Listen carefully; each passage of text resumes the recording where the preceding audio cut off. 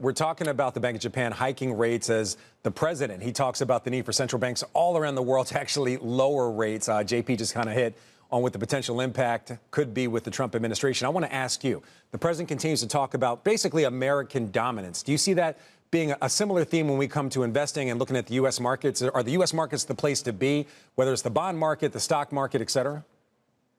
Well, it is the place to be. And the reason for that, even before President Trump got elected with his platform, is that we were still in a less regulatory environment than most anywhere else in the world. That's been positive, fairly low tax rates, a business-friendly environment. And that's only stepping up as we go forward, as we see what happens that's actually implemented here. So most of the other countries in the world are still struggling just to get 0% or 0.1% growth in their GDP. And if you look at some of the policies they're floating, it's coming more towards the deregulatory, less taxes, less onerous government kind of structure.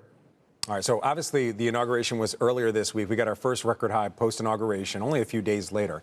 We do have a Fed meeting coming up next week. In your mind, what do you expect from the Fed? What do you expect the market reaction to be? A lot of this enthusiasm is based on the idea of these Trump policies. We know he can't really influence the Fed. They're an independent organization. But the tone of the Fed, does that weaken? Does that kind of raise the investor enthusiasm about this so-called Trump trade?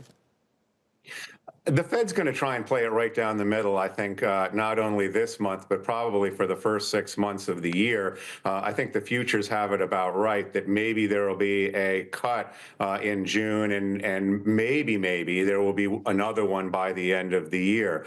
The inflation data, the employment data, the strength of the economy is all indicating that rates are actually in a fairly good place right now on average. And, you know, could they go higher? Sure, but the Fed isn't going to raise rates unless they absolutely have to, and they see that in inflation, which we're just not seeing yet. The employment numbers that we just saw are marginally weaker, certainly a little bit weaker year over year, but employment is still quite strong. So we expect the Fed to play it right down the middle, talk about the incoming data, and talking about a balanced risk outlook.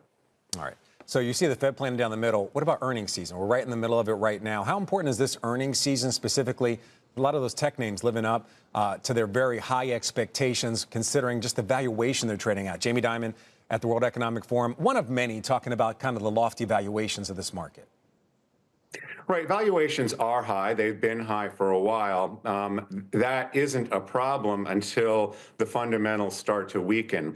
Expectations are still high for earnings. We're looking at a 2025 number in the 15% area for the S&P 500.